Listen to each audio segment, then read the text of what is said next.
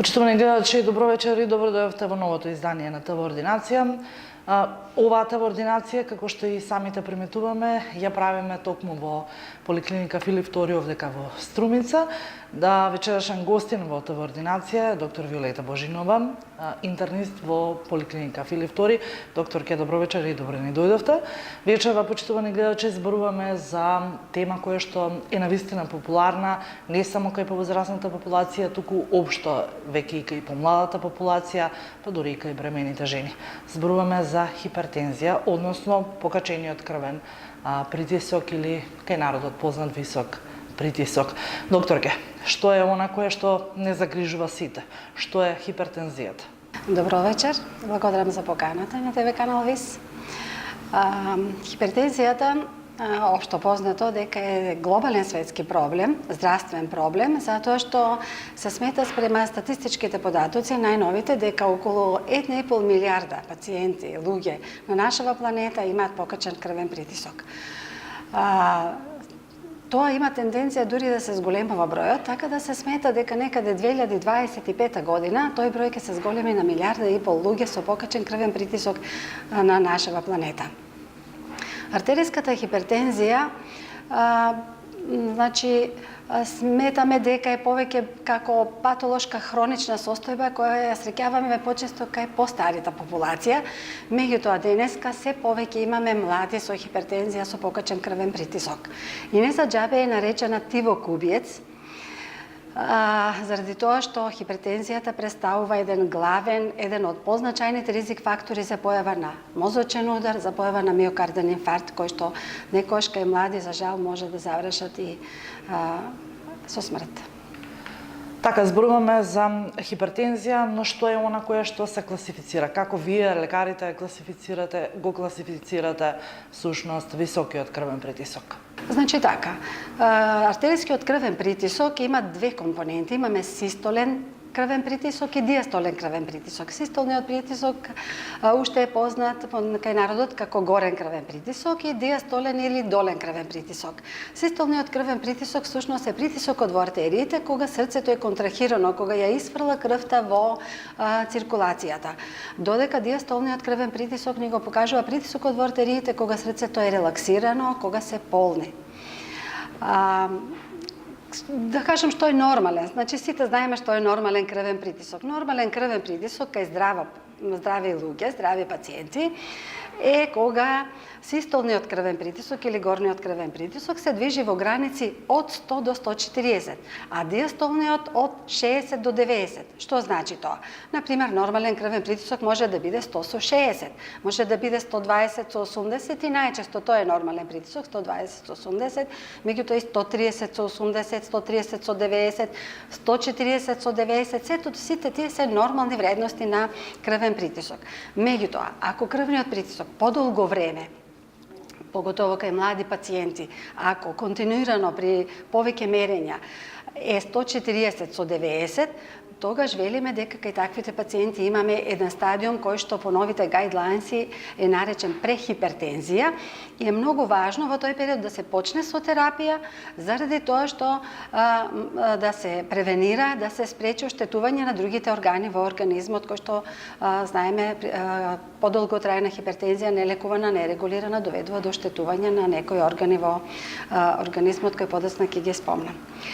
Значи, тоа не е стадиум на прехипертензија. Потоа имаме прв степен или прв стадиум, уште наречен и лесна хипертензија, кога крвниот притисок систола се движи од 140 до 159, а диастола од 80 до 89. Значи, од 90 до 99. Значи, ова е една така наречена лесна хипертензија, кога се препорачува да се почне со терапија, меѓутоа со монотерапија, само со еден лек и да се пациентот прати. Имаме втор степен на хипертензија или наречена умерена хипертензија.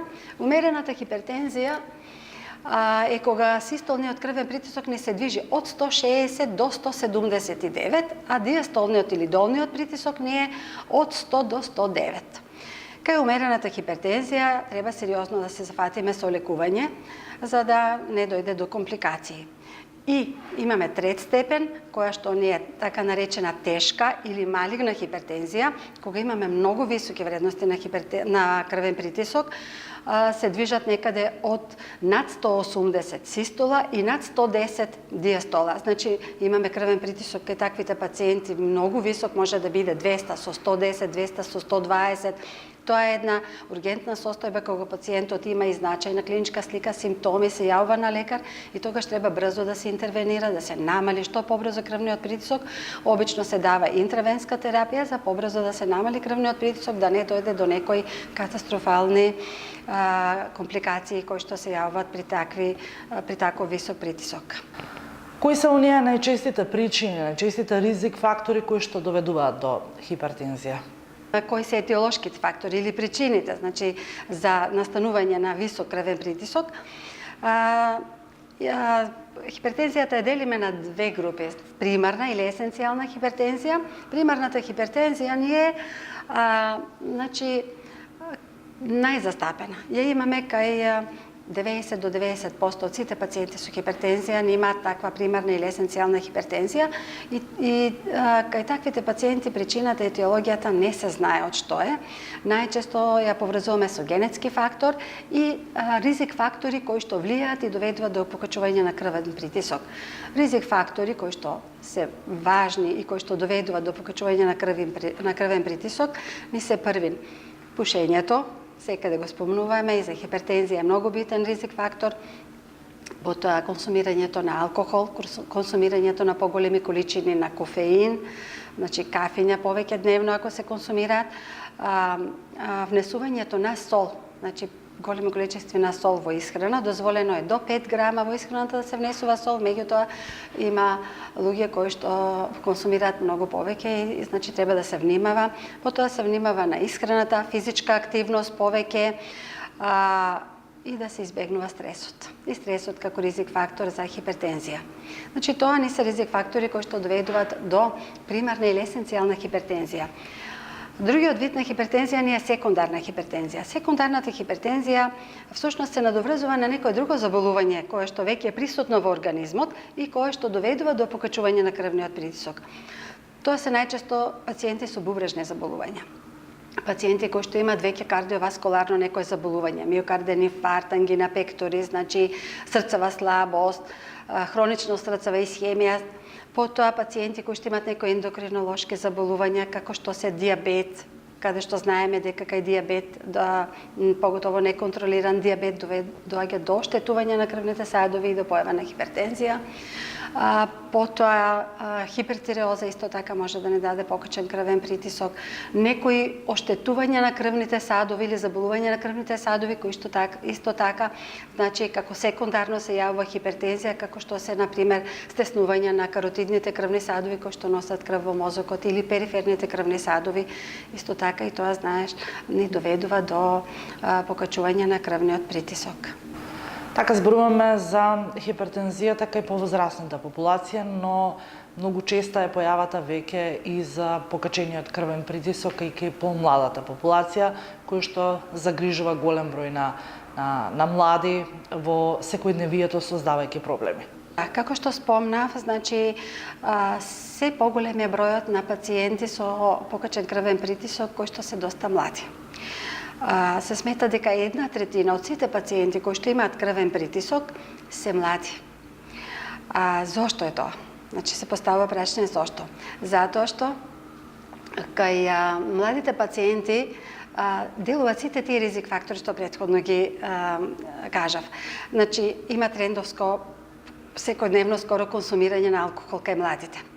Поголеми количества на кофеин, кафења.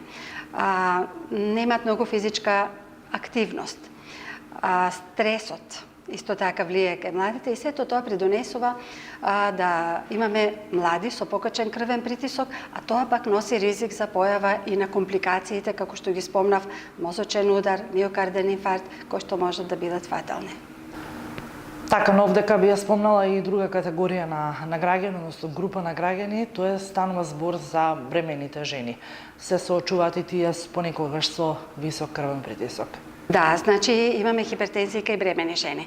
Тоа е една посебна состојба Значи може да има хипертензија кај бремени жени кои што претходно немале хипертензија, меѓутоа некаде во втората половина од бременоста или веќе при крај на бременост може да дојде до покачување на крвниот притисок, или пак пациентки кои што бремени жени кои што претходно имале покачен крвен притисок, меѓутоа во текот на бременоста исто така при крај на бременоста може да дојде до нагло покачување на крвниот притисок.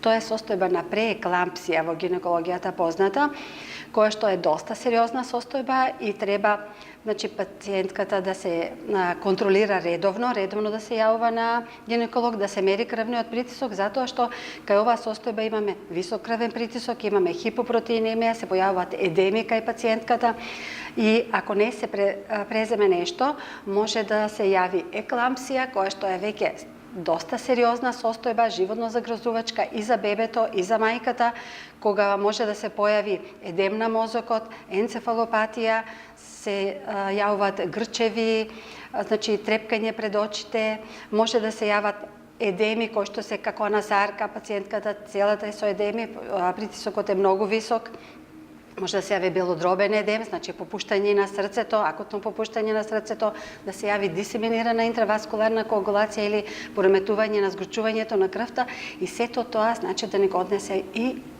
и пациентката, родилката и бебето. Значи се доста ризични состојби, доста сериозни, животно загрозувачки. Така ги спомнавте симптомите кои што се јавуваат кај бремените жени и последиците, но што е со општата симптоматологија? Кои се оние симптоми кои што сигнализираат до пациентот дека станува збор за висок крвен притисок? Покачениот артериски крвен притисок може подолго време да не дава симптоми. Значи имаме пациенти кои што и не знаат дека имат крвен притисок покачен и кога ќе се јават на лекар, обично се јават например на лекар за некое друго исследување, испитување или некое друго заболување и при рутинскиот преглед се открива дека кај нив има покачен крвен притисок.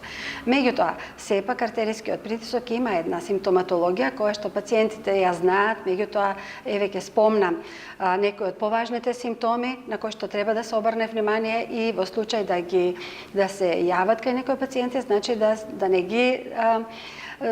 не ја запоставуваат таа симптоматологија, туку да се јават навреме на лекар. Главен симптом е главоболката.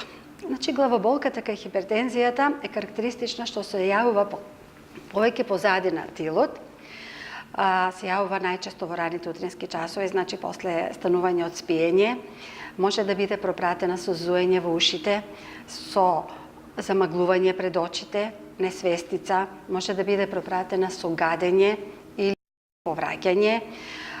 Кај некои пациенти, поготово кај младите, може да се јават и несвестици, па дури и крварење од нос. Значи сите тие се некои симптоми, тахикардии може да се јават.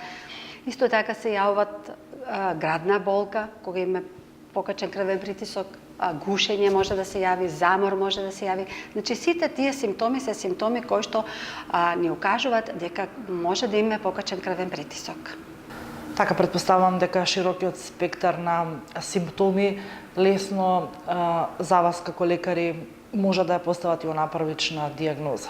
Тоа се главните симптоми и дијагнозата се поставува, се знае, со мерење на крвниот притисок првин. Значи, кога пациентот ќе се јави кај лекар, се мери крвниот притисок. Меѓутоа, доста често после тоа ние советуваме, значи, да се мери притисок и во домашни услови. Зошто сметаме дека и најисправно е да се мери притисок во домашни услови, заради да се избегне ефектот на бел мантил. Имаме пациенти кои што во домашни услови имаат нормален или добар притисок, кога ќе влезат во амбуланта кај лекар, значи притисокот може да биде многу повисок.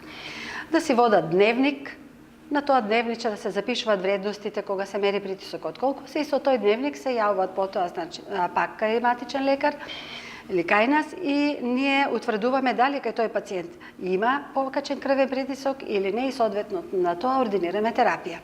Друг начин на поставување на дијагноза Значи, обавезно кај таквите пациенти треба да направиме ЕКГ, зашто и на ЕКГ може да се видат промени кои што ни укажуваат дека кај пациентот претходно имало покачен крвен притисок.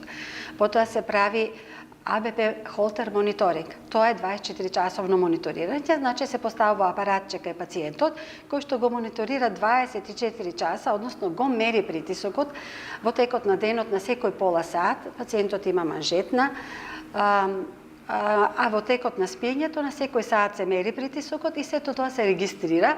Наредниот ден кога го вадиме ние холтер апаратот, ги разгледуваме вредностите и утврдуваме дали кај пациентот има покачен притисок и соодветно на тоа ординираме терапија. Потоа, значи задолжително е кај таквите пациенти, поготово кај млади, да се направи ехокардиографија. Значи навреме да се спречи, знаеме дека крвниот притисок може да даде, ако подолго време не се лекува, не се регулира, го има пациентот, може да даде хипертрофија, задебелување на срцевиот мускул. И треба да се направи ехокардиографија, ехокардиографски преглед со кој што ќе утврдиме дали има некои промени веќе на станото на срцевиот мускул, дали имаме оптеретување на фактички на срцето. Потоа треба да се направи доплер, како што кажав, на крвни садови, на каротиди и на периферија, бидејќи некои аномалии или некои стеснувања на крвните садови на каротиди и на периферија можат исто така да дадат покачен крвен притисок. Значи, сите тие се диагностички процедури со кои што ние доаѓаме до диагноза за покачен крвен притисок и се почнува нормално со терапија. Колку често крвниот притисок може да доведе до компликации кај пациентите во одредени возрастни групи? Да, може да доведе до компликации и дури откако ќе доведе до компликации, може дури пациентите кои што не се јавиле на лекар, не знаат дека имат крвен притисок, може, значи крвниот притисок, ако подолго време не се регулира и не се лекува, дава оштетување на органите, целни органи ги викаме во организмот, тоа најчесто бубрези, срце, мозок, крвни садови, очите, значи дава оштетување на тие целни органи и пациентот, значи без да знае дека има крвен притисок, веќе не се јавува со проблем од некои од тие органи, мислам заболување на тие органи, всушност причина била покачениот крвен притисок. Значи, како компликации, дали е умерена хипертензија, дали е лесна, дури и прехипертензијата, ако подолго време не се регулира, не се лекува, дават компликации. Меѓутоа, најчесто компликации, како ургентни компликации, не се од малигната хипертензија, таа тешка третстепена хипертензија. Значи, најчесто како компликации не се појава на кардиоваскуларни заболувања, миокарден инфаркт може да се јави, срцева слабост може да се јави, потоа мозочен удар. Значи, една од компликациите, каде што најголем ризик фактор е хипертензијата, е мозочниот удар. Потоа може да се јави оштетување на бубрезите и пациентот да добие бубрежна слабост, да заврши на диализа. Оштетување на очите, кога има веќе пореметување на циркулацијата на крвните садови кои што го хранат окото и да дојде до намалување на видот или појава на очен притисок. Потоа имаме значи, воглавном се тие главни, а од малигната хипертензија може, како што кажав, значи, ургентно може да дојде до појава на мозочен удар, нагло крварење во мозокот, поготово кај млади особи, каде што крвните садови се еластични и може да доведат до проширување на крвните садови во мозокот, анеуризми и прскање на тие анеуризми и едно масивно крварење во мозокот кој најчесто завршува летално. Друг важна компликација и доста така мислам сериозна е кај пациенти со покачен крвен притисок е дисекција. Значи може да дојде до дисекција на аортата, цепење на крвниот сад на аортата, крвниот сад аортата кој излегува од срцето и тоа е доста сериозна состојба која што бара брза интервенција, бидејќи исто така може да заврши летално аортна дисекција. Како и многу од болестите, па претпоставувам дека и хипертензијата се лекува, може би е малку подолготраен процес, но сепак се лекува. Терапија за хипертензија има. Значи имаме повеќе групи на лекови, како што би се кажало во друг жаргон, има муниција за да се уништи, за да се лекува таа болест. Значи има повеќе групи на лекови. Најпрво, кај прехипертензија или лесна хипертензија, обично почнуваме со монотерапија или воведуваме само еден лек, антихипертензивен лек. Кај умерената хипертензија одиме со 2 лека и 3 лека. Сега имаме и фиксни комбинации, кога во една таблетка, за да му се олесни на пациентот да не зема повеќе таблети, во една таблетка имаме 2 или 3 лека антихипертензивни, кои што делуваат на крвниот притисок и пациентите добро ги поднесуваат. Како што реков, кај малигната хипертензија треба ургентно брзо да се делува, се дава интравенски антихипертензивни лекови, за да се брзо намали крвниот притисок и покрај, значи, антихипертензивната терапија, треба обавезно да се советуваат болните, да се избегнуваат ризик факторите кои што доведуваат до појава на хипертензија. Пациентот нормално, како ќе му се воведе терапија, треба редовно да се контролира, да се јавува на контрола. Обично закажуваме контрола на 2 недели, зашто притисокот е хронична патолошка состојба, не и мора да се следи подолго време. Потребни се редовни контроли во почетокот почесто, додека да се иститрира дозата, да се најде соодветен антихипертензивен лек што ќе му одговара на пациентот, значи на 2 недели, па на месец дена, па на 3 месеци, значи редовно да се контролира притисокот. И доаѓаме до момент кога велиме дека апсолутно сите возрасти се засегнати од хипертензијата. Што се случува со превенцијата? Превенцијата би требало да биде на прво место, секако за заштита од сите болести, па еве и за хипертензијата. Превенција треба. Дури треба и национална стратегија да се направи. Веќе во некои од западните земји има национална стратегија со која што се едуцира населението како треба да се однесува, како треба да се храни, физичка активност, избегнување на сол. Значи, се тоа треба, значи, да им се на еден начин да им биде достапно на пациентите, за да можат на населението, за да може да се превенира, зашто подобро е кога ќе се превенира отколку да се трошат средства за лекови. Значи треба постои според мене во секоја земја национална стратегија со која што пациентите ќе знаат како да се заштитат, како да ги избегнат ризик факторите кои што доведуваат до покачен крвен притисок, пошто како што кажав на почетокот, и сега ќе спомнеме тивок убиец. Мислејќи дека пациентот нема ништо, може да има покачен крвен притисок повеќе години наназад и кога веќе ќе се појават компликациите, тогаш веќе, значи, треба да лекуваме и компликациите и покачениот крвен притисок. Така, еве на самиот крај еден апел до нашите гледачи и гледачите на ТВ Ординација и препорака да се почитуваат сите оние начини на превенција се со цел зачувување на општото здравје. Па моја препорака е, значи, поготово кај младите пациенти. Млади пациенти ако почувствуваат било каков симптом од овие што ги споменав претходно, значи треба да се јават на лекар и да се ги направат сите тие испитувања. Значи да се направи прво мерење на крвниот притисок, да се направи ЕКГ, доплер на крвни садови ако се млади, да се направи ехокардиографија.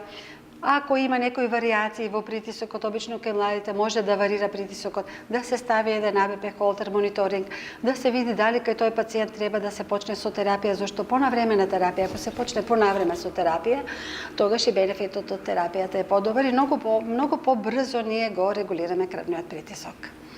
Да се избегнуваат ризик факторите, значи колку што може да се избегнува стресот, да не се консумира многу сол, алкохол, пушењето да се намали, да се редуцира или да се престане со пушење. Физичка активност се препорачува барем 30 минути дневно да се пешачи или ако не секој дневно, барем неколку дена во неделата физичка активност.